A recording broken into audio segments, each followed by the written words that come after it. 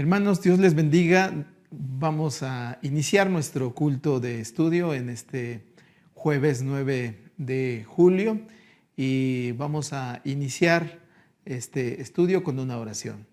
Oremos. Bendito Padre Celestial, gracias te damos, Señor, por tus bendiciones, por tu cuidado.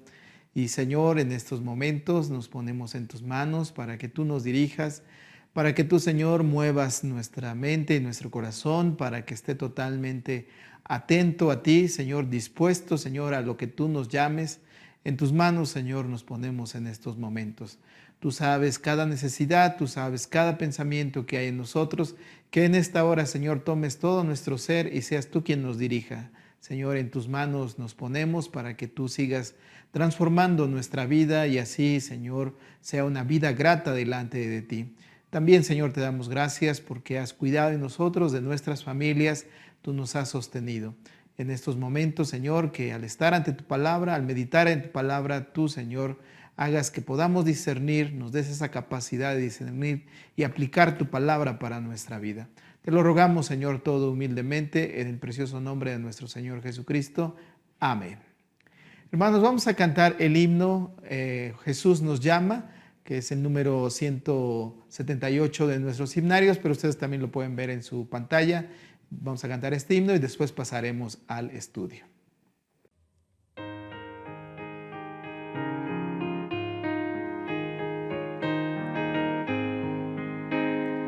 Cuán tiernamente Jesús hoy nos llama, con insistente bondad. Toca las puertas del alma y espera con amorosa ansiedad. Venid a mí, venid, los que cansados estéis. Dulce descanso Jesús nos ofrece, hoy aceptarlo debes.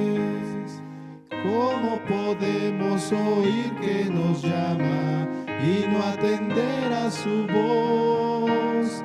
¿Cómo escuchar que nos llama a seguirlo y nunca de él ir en pos? Venid a mí, venid, los que cansados estéis. Dulce descanso Jesús nos ofrece, hoy aceptarlo debes. Rápido el tiempo oportuno se pasa para servir al Señor, y a nuestra puerta llamando la muerte, vamos a ver con pavor. Venid a mí, venid, los que cansados estéis. Dulce descanso Jesús nos ofrece, hoy aceptarlo debes. Nunca olvides que su amor admirable Él sin medida nos da. Y aunque pecamos y somos ingratos, siempre llamando Él está. Venid a mí, venid, los que cansados estéis. Dulce descanso Jesús nos ofrece, hoy aceptarlo debes. Bien, hermanos, vamos a iniciar nuestro estudio. Nos corresponde estudiar hoy el capítulo 17 del Evangelio de Juan. Les voy a pedir que tengan ahí a su alcance, en sus manos, esta porción del Evangelio de Juan, este capítulo 17. Y vamos a leer primeramente los versículos del 1 al 5, que está titulado como La gloria de la cruz. Y dice así: estas cosas os habló Jesús, y levantando los ojos al cielo dijo: Padre, la hora ha llegado, glorifica a tu Hijo, para que también tu Hijo te glorifique a ti. Como le has dado potestad sobre toda carne, para que dé vida eterna a todos los que le diste. Y esta es la vida eterna, que te conozcan a ti, el único Dios verdadero, y a Jesucristo, a quien has enviado. Yo te he glorificado en la tierra, he acabado la obra que me diste que hiciese. Ahora pues, Padre, glorifícame tú al lado tuyo con aquella gloria que tuve contigo antes que el mundo fuese. Y para Jesús la vida tenía un clímax, diríamos, y ese clímax era la cruz. Para él la cruz era la gloria de la vida y era también el acceso a la gloria de la eternidad. Y ya hemos leído que en el capítulo 12 de este mismo evangelio, el versículo 23, ahí se inicia esta parte donde Jesús dice: ha llegado la hora de que el Hijo del Hombre sea glorificado. Y aquí específicamente llega ese momento. Y bueno, tal vez aquí la pregunta es: ¿qué quería decir Jesús cuando hablaba de la cruz como su gloria y su glorificación? Y bueno, en primer lugar, la cruz fue la gloria de Jesús porque fue la culminación de su obra. Dice: he llevado a cabo el trabajo. Es lo que dice Jesús, que el trabajo que le había encargado su Padre.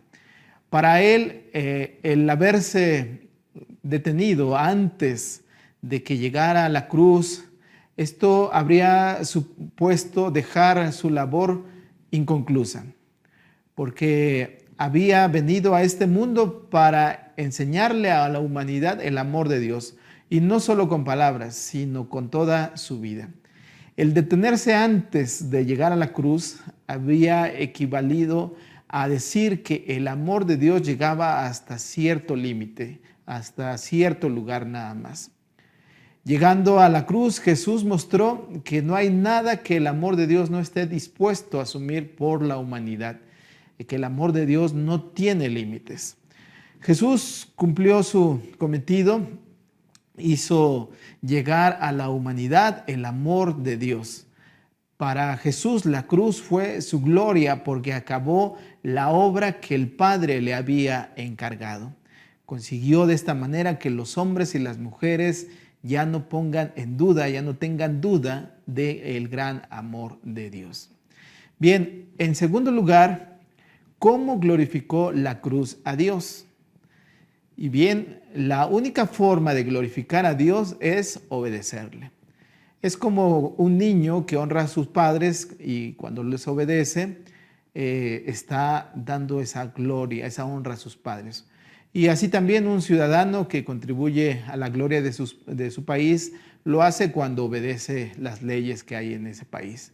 Así también un estudiante honra a su profesor cuando sigue y pone en práctica sus enseñanzas. Jesús dio honor y gloria a Dios con una perfecta obediencia. La historia en los evangelios deja bien claro que Jesús pudo haber evitado la cruz. Humanamente hablando, podría él dado la vuelta, dado la espalda a la cruz y no ir a Jerusalén. Él pudo bien aceptar que la gente lo siguiera y se volviera muy famoso y siguiera haciendo grandes milagros fuera de Jerusalén, pero su cometido era ir a Jerusalén y tomar la cruz. En tercer lugar, Jesús le pidió a Dios que le glorificara y que se glorificara. La cruz no era el final. Habría que seguir la resurrección después de esa cruz, su vindicación. Y esto fue la demostración de que aunque la humanidad le hiciera lo peor a Jesús, él no sería derrotado, sino que saldría vencedor. Fue como si Dios estuviera diciendo y señalara que la cruz, con ello estaba diciéndole a la humanidad lo que le hizo a su Hijo, a Jesús. Y luego con la resurrección estaba también diciéndole a la humanidad: y eso fue lo que yo hice por mi Hijo.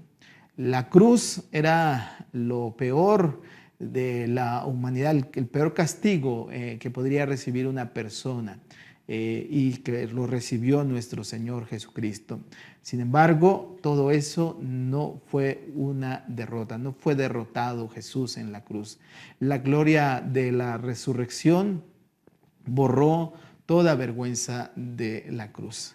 Bien, ahora en cuarto lugar, para Jesús, la cruz era el camino de vuelta al Padre. Y esto, el versículo 5 de este capítulo que hemos leído, dice: ahora pues, Padre, glorifícame al lado tuyo con aquella gloria que tuve contigo antes que el mundo fuese.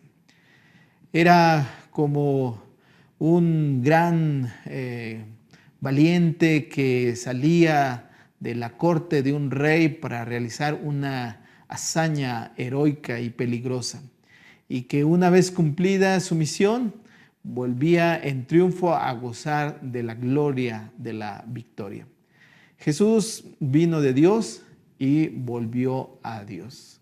La empresa gloriosa entre su venida y su vuelta culminó en la cruz.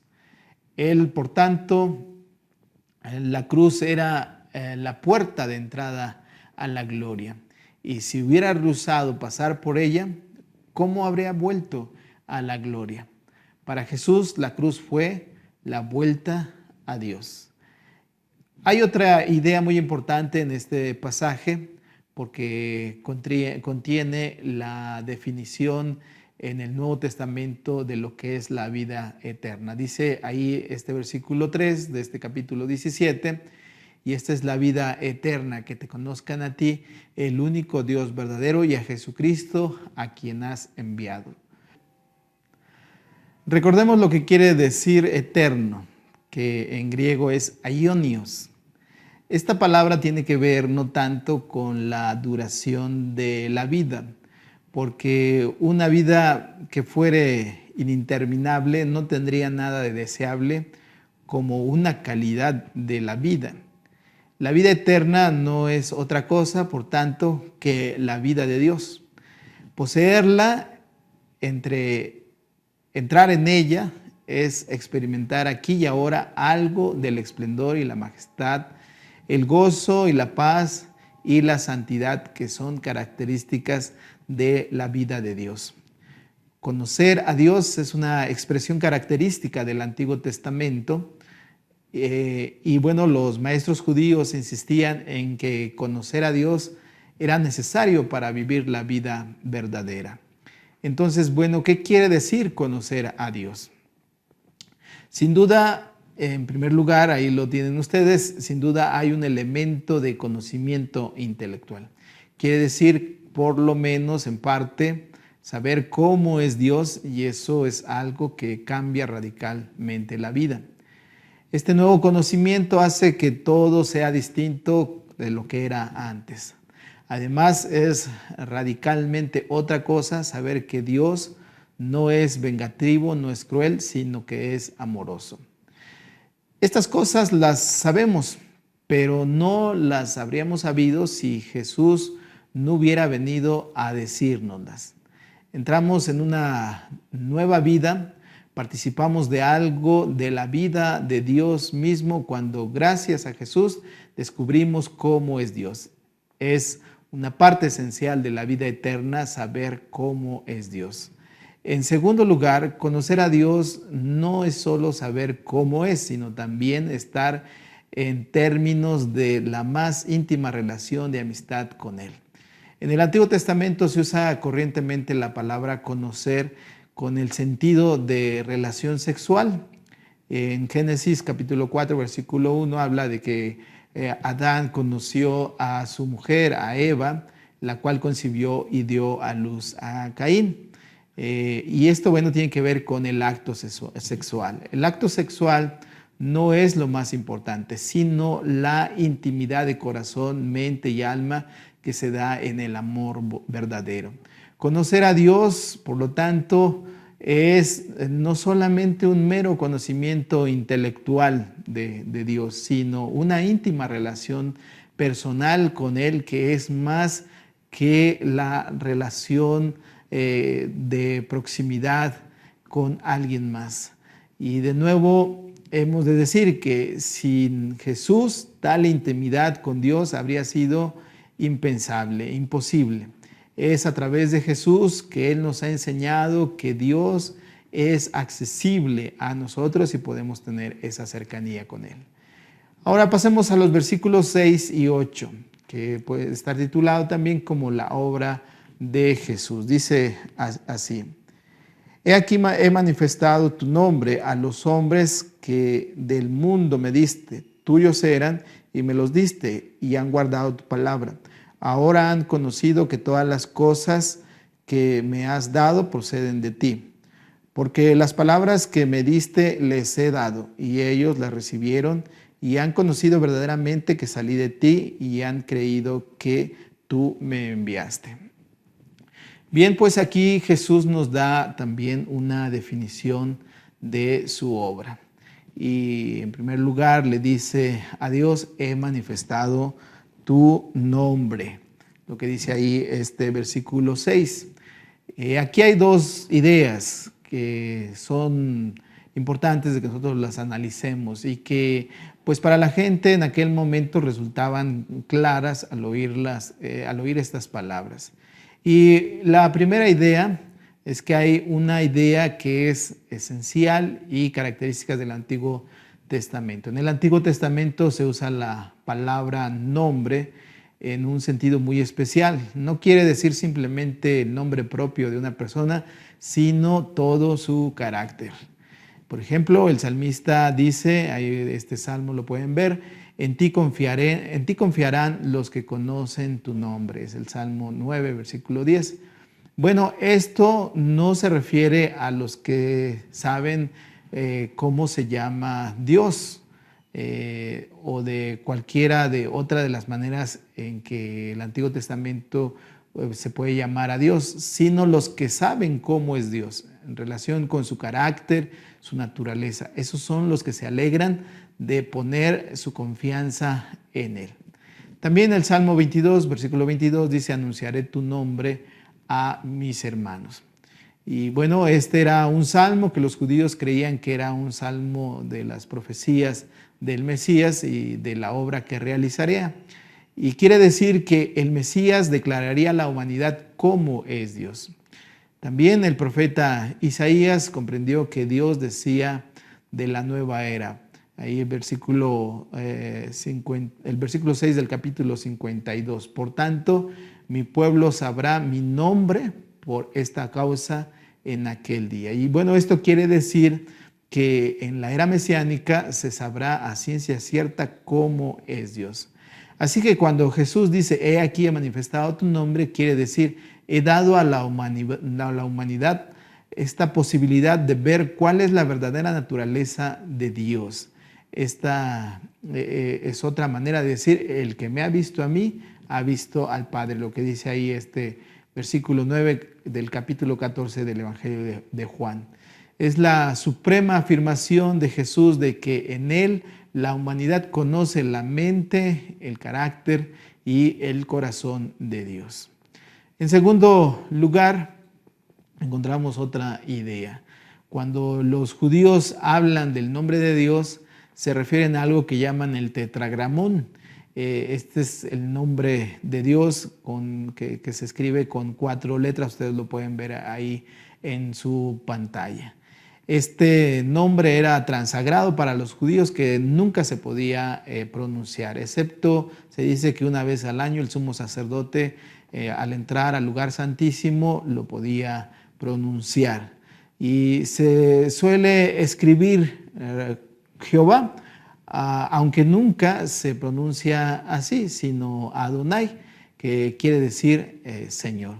En la escritura hebrea no se representan las vocales, y solo más tarde, en el siglo X de nuestra era cristiana, se pusieron algunos puntitos, rayitas por encima y debajo de estas letras consonantes hebreas para que pudiera tener una pronunciación.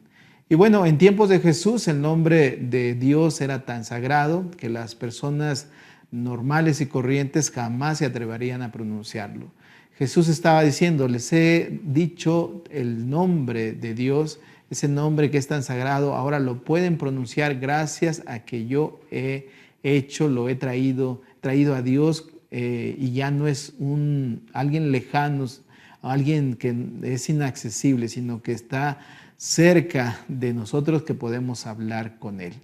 Ahora Jesús ha traído a Dios tan cerca de nosotros que hasta el cristiano más humilde puede tomar en sus labios el nombre antes que era totalmente impronunciable, el nombre de nuestro Dios. Este pasaje también ilumina el sentido del discipulado. Así es que aquí podemos ver, en primer lugar, el discipulado cristiano se basa en el hecho de que Jesús ha venido de Dios. Un discípulo es una persona que se ha dado cuenta de que Jesús es el mensajero de Dios y que en sus palabras que oímos de Jesús, oímos también la voz de Dios. Y en sus obras vemos también la acción de Dios. El discípulo ve a Dios en Jesús y sabe que no hay nada que sea que son una misma cosa entre Jesús y Dios. En segundo lugar, el discipulado conduce a la obediencia. El discípulo es el que obedece la palabra de Dios como la ha recibido de nuestro Señor Jesucristo. El discípulo es el que se somete a la instrucción de Jesús. Mientras nosotros queramos seguir nuestros propios caminos, no podremos ser discípulos de Jesús, porque el discipulado implica una sumisión a nuestro Señor. En tercer lugar, el discipulado es algo que está programado. Las personas que pertenecen a Jesús es algo que Dios lo ha determinado así, lo ha establecido así. En el plan de Dios estaba considerado estas personas para ser discípulos. Bueno, pero esto tampoco quiere decir que Dios destinó a algunas personas para que fueran discípulos y otros para que rechazaran el discipulado. Podemos pensar en un padre que tiene grandes sueños acerca de su hijo y se forja un plan de futuro para él, pero el hijo puede rehusar ese plan o seguir su propio camino. Puede aceptar ese plan o rechazarlo. Los fariseos creían en la fatalidad, pero también en el libre albedrío. Uno de sus grandes dichos era: todo está determinado excepto el temor del Señor. Dios tiene su plan, tiene sus sueños para cada persona y tenemos ahí una gran responsabilidad que consiste en aceptar ese plan o rechazarlo.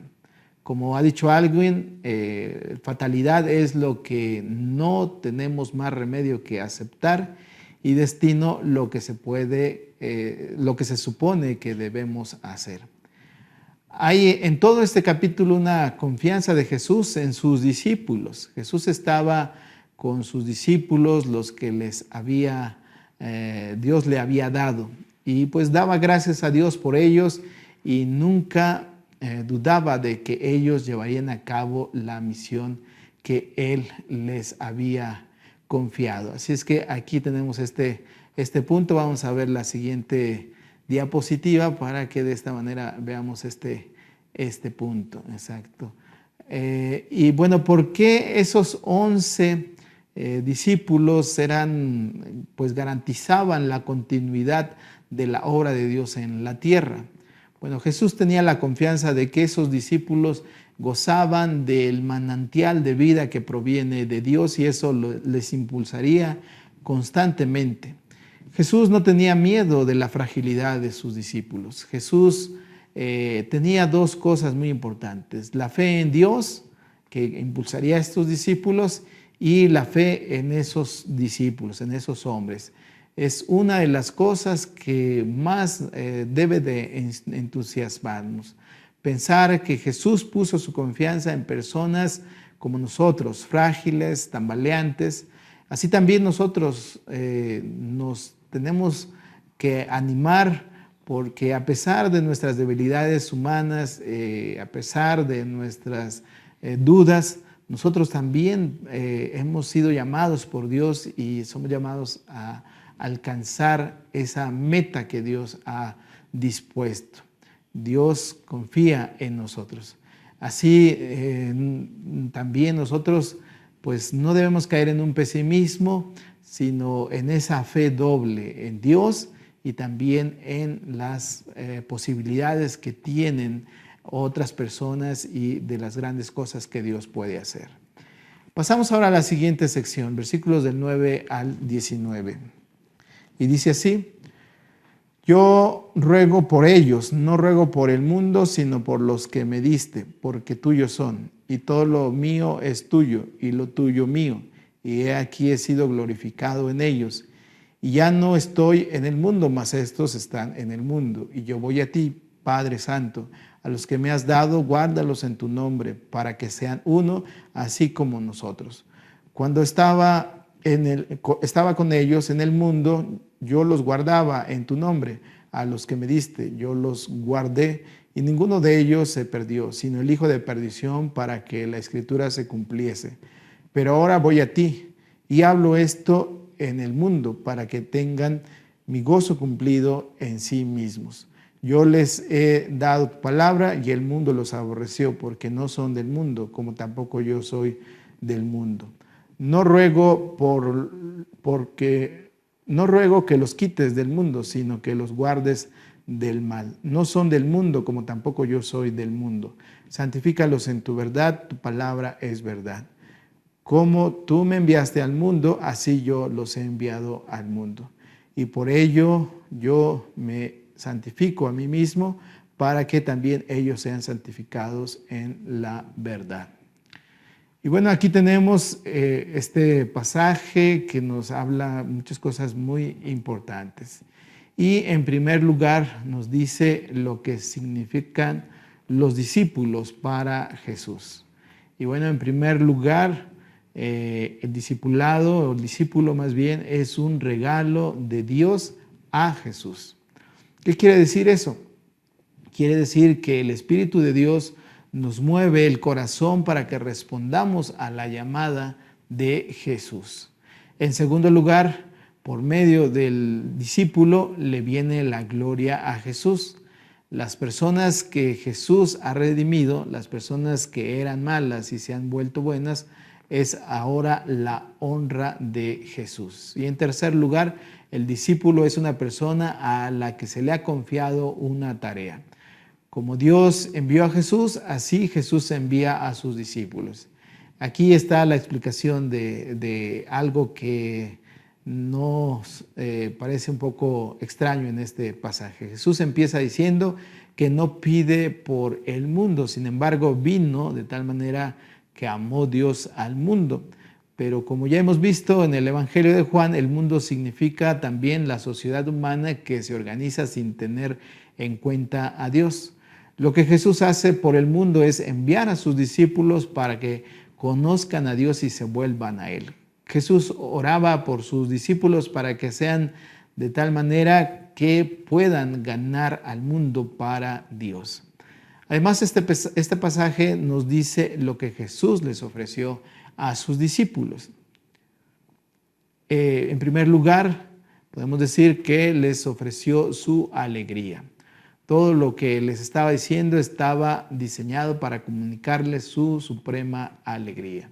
En segundo lugar, les hizo también una advertencia. Les dijo que eran distintos del mundo y que no podían esperar de él nada más que su odio. Sus principios, sus valores eran diferentes a los del mundo, pero es una bendición batallar contra la tormenta y resistir. Y es cuando resistimos la hostilidad del mundo, cuando entramos en el gozo que Jesús nos ha prometido. Y todavía más. En este pasaje Jesús hace la más gloriosa declaración en cuanto a sus propiedades. Orando a Jesús le dice: y todo lo mío es tuyo y lo tuyo mío, y he sido glorificado en ellos. La primera parte es fácil de comprender porque pues sabemos que todo pertenece a Dios y Jesús lo repitió una y otra vez. Pero lo sorprendente es lo que encontramos ahí en esta segunda parte, porque dice: todo lo que tú tienes es mío, todo lo tuyo es mío. Y Lutero dijo algo respecto a esto. Dijo: esto es algo que ninguna criatura humana podría decir a Dios. Nunca presentó Jesús más claramente su identidad con Dios sino a través de este pasaje. Es una misma cosa con Dios de tal manera que dispone de su mismo poder. Este pasaje tiene para nosotros un interés tan extraordinario porque nos dice lo que Jesús lo que Jesús pedía para sus discípulos también. Es otra parte que aquí vemos. Y en primer lugar, lo que Jesús pedía para sus discípulos era que las cosas esenciales en que debemos fijarnos es que Jesús no le pidió a Dios que los sacara del mundo a sus discípulos. Él no pidió para ellos una evasión del mundo, sino que alcanzaran la victoria en este mundo. La clase de cristianos que se refugian en monasterios o se aíslan del mundo, eso no era lo que esperaba Jesús. Una clase de cristianismo que no se identifica, o más bien que solamente se queda en la oración y la meditación retirada del mundo, era algo que estaba distorsionado de acuerdo a lo que Jesús había enseñado. Era una visión muy trunca.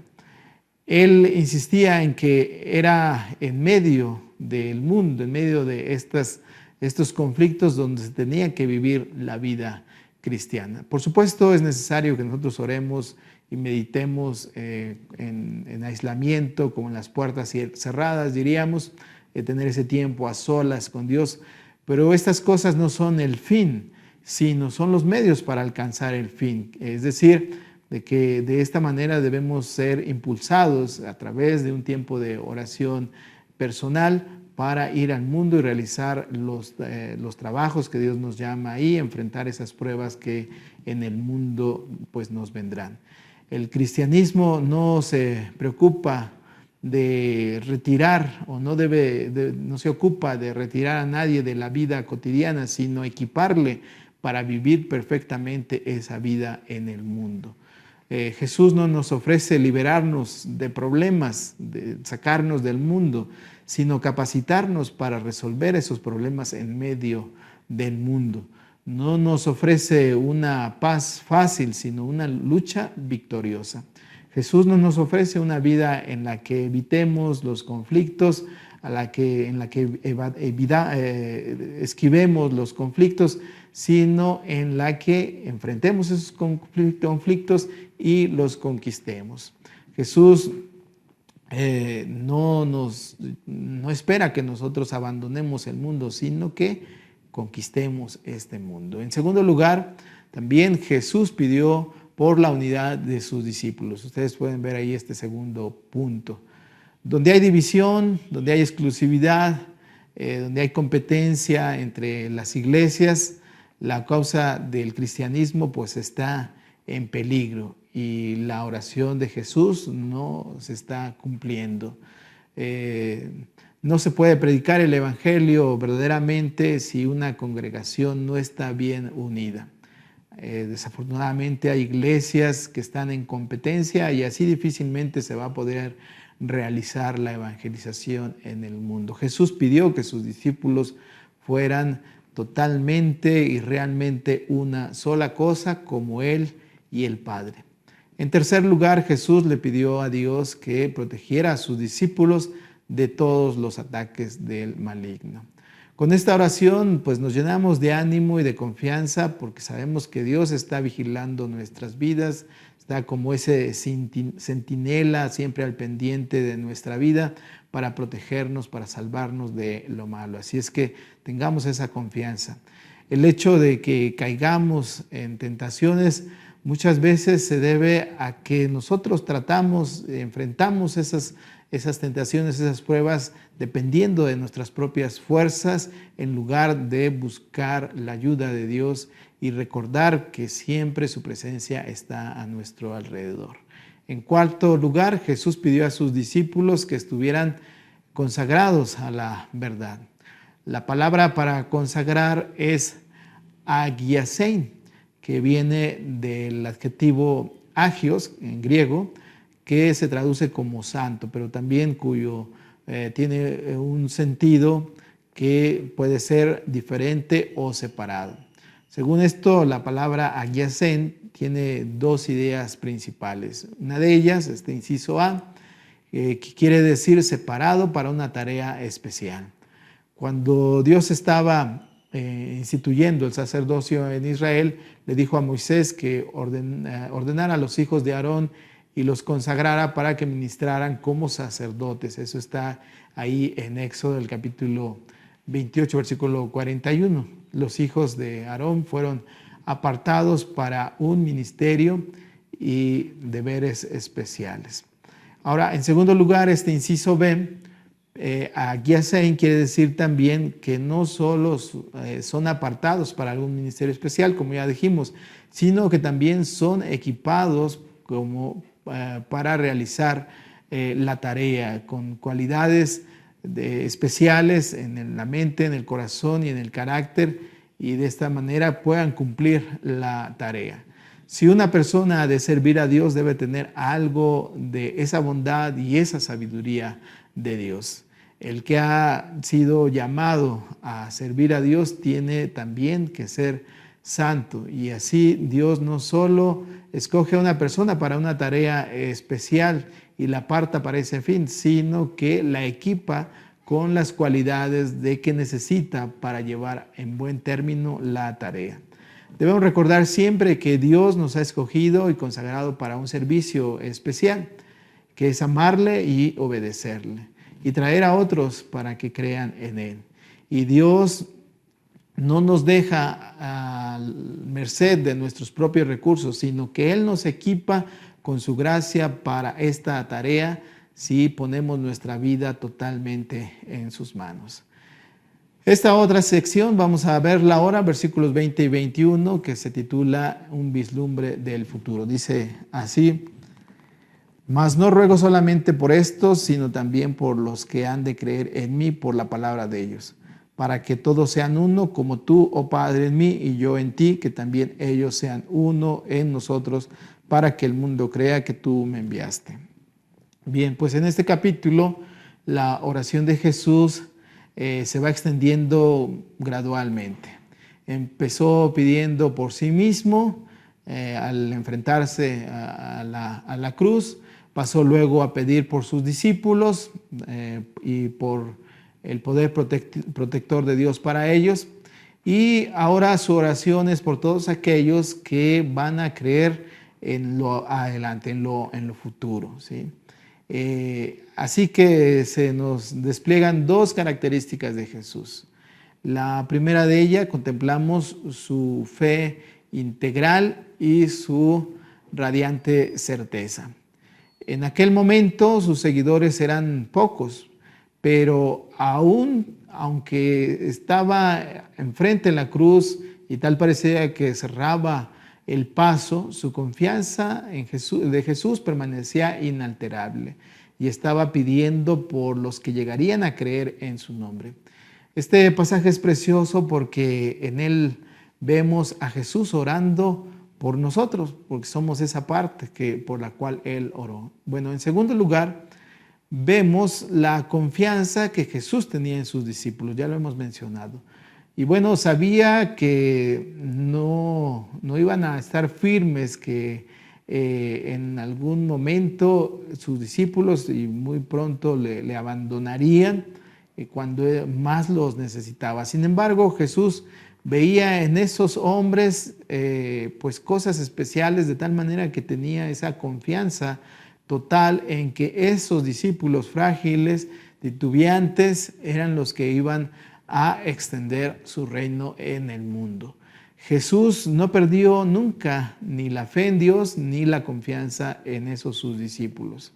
¿Y cuál fue su oración por la que llegaría a ser la iglesia? Bueno, que todos sus miembros, oraba que todos sus miembros fueran una sola cosa, como lo era Él y el Padre. Y bueno, ¿qué era esa unidad por la que Jesús pedía? Bien, pues podemos decir que no era una unidad de tipo administrativa, era una unidad de relación personal. Ya hemos visto que la unión entre Jesús y Dios era la del amor y la obediencia. Era la unidad del amor de la que Jesús pedía al Padre, una unidad en que las personas se amaran porque le amaban a Él, una unidad basada totalmente en una relación de corazón a corazón.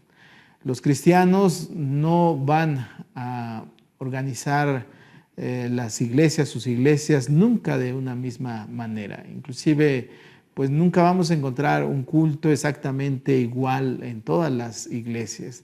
Bueno, ni siquiera podríamos llegar a pensar que todas las personas van a creer exactamente las mismas cosas y de la misma manera, porque hay diferentes perspectivas. Pero la unidad cristiana trasciende a todas esas diferencias y une a las personas mediante el amor. Si nos amamos realmente los unos a los otros y a Cristo, entonces no habría iglesias que excluyeran a nadie como discípulo de Cristo. El amor que Dios planta en el corazón de las personas es lo único que puede demoler esas barreras que se han levantado entre unos y otros y entre sus respectivas iglesias. Además, según lo vio y lo pidió Jesús, había de ser precisamente esa unidad lo que convencería al mundo de la verdad del Evangelio. Y a veces es más fácil ver o como seres humanos dividirnos que estar unidos. Es más humano muchas veces disgregarnos que congregarnos. La unidad verdadera entre todos los cristianos, Jesús decía, sería un hecho, podríamos decir, sería un hecho tan sobrenatural que revelaría una intervención sobrenatural. Y lo trágico es que esa unidad es algo que no se está dando en la iglesia y por consecuencia no se está presentando en esa autenticidad el Evangelio. Ante la desunión de los cristianos, el mundo no puede ver el valor supremo de la fe cristiana. Y es nuestra tarea demostrar esa unidad, ese amor a nuestros semejantes y de tal manera la oración de Cristo sea llevada a cabo. Vamos ahora a esta última parte, los versículos 22 al 26, el don y la promesa de la gloria. Y dice así: la gloria que me diste yo les he dado para que sean uno, así como nosotros somos uno. Yo en ellos y tú en mí, para que sean perfectos en unidad, para que el mundo conozca que tú me enviaste y que los has amado a ellos como también a mí me has amado. Padre, aquellos que me has dado, quiero que donde yo estoy también ellos estén conmigo, para que vean mi gloria que me has dado, porque me has amado desde antes de la fundación del mundo. Padre justo, el mundo no te ha conocido, pero yo te he conocido, y estos han conocido que tú me enviaste, y les he dado a conocer tu nombre, y los daré a conocer aún más, para que el amor con que me has amado esté en ellos, y yo en ellos. Bueno, al empezar a comentar este pasaje podemos ver aquí la gloria de los cristianos. Y en primer lugar, Jesús, que les había dado a sus discípulos la gloria que le había dado el Padre. Y aquí debemos comprender bien esta parte. ¿Cuál era la gloria de Jesús? Bueno, él mismo habla de ellos de tres formas. En primer lugar, inciso A, la cruz era su gloria. Jesús no hablaba nunca de ser crucificado, sino de ser glorificado. Por tanto, en primer y principal lugar, la gloria de Cristo es la cruz que le corresponde llevar. Es un honor sufrir por Jesucristo. No debemos considerar la cruz como un castigo para nosotros, sino como nuestra gloria. Cuanto más dura era la tarea que se le asignaba a un discípulo, mayor se consideraba su gloria. Cuanto más dura es la tarea que se le imponga a un estudiante, tanto mayor honor le corresponde. En efecto, lo que se quiere decir es que cuando el ser cristiano supone dificultades, privaciones, renuncias, esfuerzos y sacrificios, debemos considerarlo como una gloria que Dios nos ha otorgado, ¿sí? En segundo lugar, este inciso B, La perfecta obediencia de Jesús a la voluntad de Dios era su gloria. Nosotros encontramos la nuestra no en hacer lo que nos gusta a nosotros, sino lo que Dios quiere de nosotros. Cuando tratamos de hacer lo que nos gusta, no cosecharemos sino solamente dolor y desastre para nosotros y para otros. La verdadera gloria de la vida cristiana la encontramos en el hacer la voluntad de Dios. Cuanto mayor obediencia a Dios, mayor gloria tendremos. El inciso C, la gloria de Jesús consiste en el hecho de que al considerar su vida, se reconoce su relación única y exclusiva con Dios. Es indudable que nadie podría vivir como Él si no estuviera en una relación extraordinariamente íntima con Dios. Como con Cristo, nuestra gloria consiste en que se vea nuestra vida como un reflejo de Dios. En segundo lugar, Jesús dijo que era su deseo que sus discípulos vieran su gloria en los lugares celestiales. El cristiano va a compartir todas las experiencias de Cristo. Si comparte su cruz, también compartirá su gloria. Y como dijera el apóstol Pablo, si morimos con Él, también viviremos con Él. Si resistimos con Él, también reinaremos con Él. Esto es lo que dice ahí en 2 de Timoteo, el capítulo 2, versículo 11. El gozo que experimentamos aquí es solo un adelanto del que disfrutaremos entonces allá.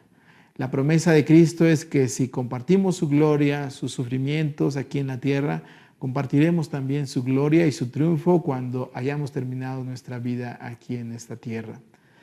Bueno, hermanos, pues después de esta oración, este capítulo 17, después de esto, Jesús pasará inmediatamente, y lo estaremos viendo más adelante, a lo que fue la traición, a lo que fue el juicio y la cruz. Y ya no va a hablar más con sus discípulos y ya no estaría más con sus discípulos. Sin embargo, aquí es importante resaltar que Jesús, sus últimas palabras no fueron de desesperación, sino que en esos momentos Jesús les habló a sus discípulos de su gloria. Y esto es algo sorprendente y que nos habla de que en las horas más difíciles siempre contaremos con la ayuda de nuestro Dios. Vamos a terminar con una oración. Padre bendito, gracias te damos porque nos permites reflexionar en este capítulo, en esta tu palabra. Y Señor, que tengamos muy en cuenta que tú, Señor, oraste por tus discípulos y así también tú intercedes por nosotros, has intercedido por nosotros y sabes, Señor, nuestras necesidades y que siempre seremos sostenidos. Ayúdanos a confiar, Señor, en ti, en tu gracia. Señor, que esta tu palabra siga penetrando en lo más profundo de nuestro ser y tú nos dirijas, Señor, para que vivamos siempre en obediencia. Gracias, Señor, te damos por todo en el nombre de Cristo Jesús. Amén. Bien, hermanos, vamos a tener el momento de las ofrendas y vamos a decir esta oración que está ahí en sus pantallas y de esta manera vamos a prepararnos para dar nuestra ofrenda. Dice así: Dios misericordioso, hoy nos has llamado a dejar nuestro dolor, nuestras cargas, nuestros problemas delante de ti. Sin embargo, nos resta ofrecer nuestros dones para que otros encuentren descanso en sus vidas. Ayúdanos a ser tan generosos como tú en nuestro ofrendar y asimismo manifestar nuestro compromiso con los que necesitan descanso. Cantemos este himno, Mi ofrenda, y después haremos la oración de consagración.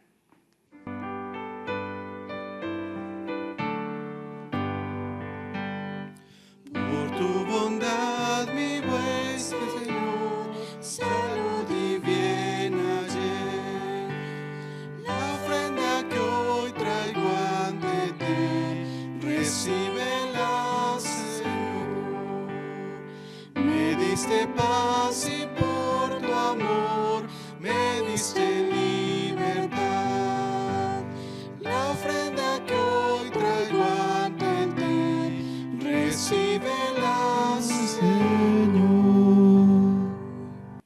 hagamos la ofrenda de la oración de consagración. Señor, bendice estos dones para que puedan usarse para los ministerios de compasión. Bendice a todos tus hijos, tus hijas reunidos en sus hogares, que en estos momentos entregan su ofrenda y sus vidas a tu servicio. Amén. Vamos, hermanos, ahora a cantar el himno Hay un lugar donde quiero estar, número 90 de nuestros himnarios, que ustedes también lo tienen ahí en sus pantallas. Vamos a cantar este himno.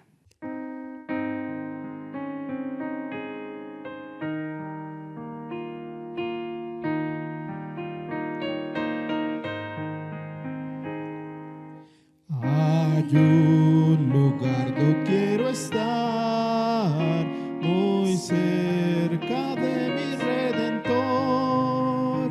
Allí podré yo descansar al fiel amparo de su amor.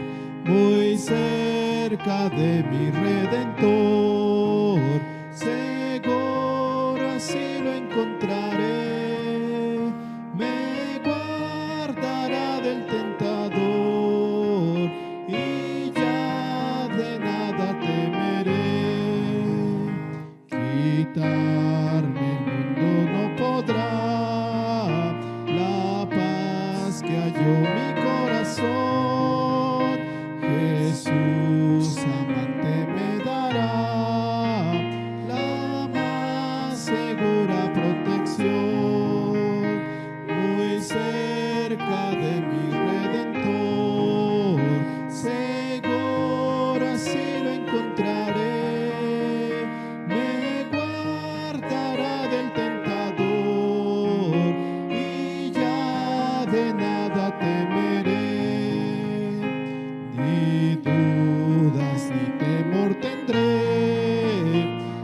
estando cerca de Jesús. Rodeado siempre me veré con los fulgores de su luz. Muy cerca de mi Redentor, seguro así lo encontraré. Me guardará del tentador y ya de nada temeré. Hermanos, vamos a terminar nuestro culto de estudio. Vamos a tener una oración para terminar. Oremos. Padre bendito, gracias te damos porque nos has bendecido con esta reunión de esta manera, Señor. Tú nos sigues impulsando para seguir adelante en nuestro crecimiento como discípulos tuyos. Señor, en tus manos nos ponemos y que tú, Señor, nos guardes, nos sostengas en todo momento.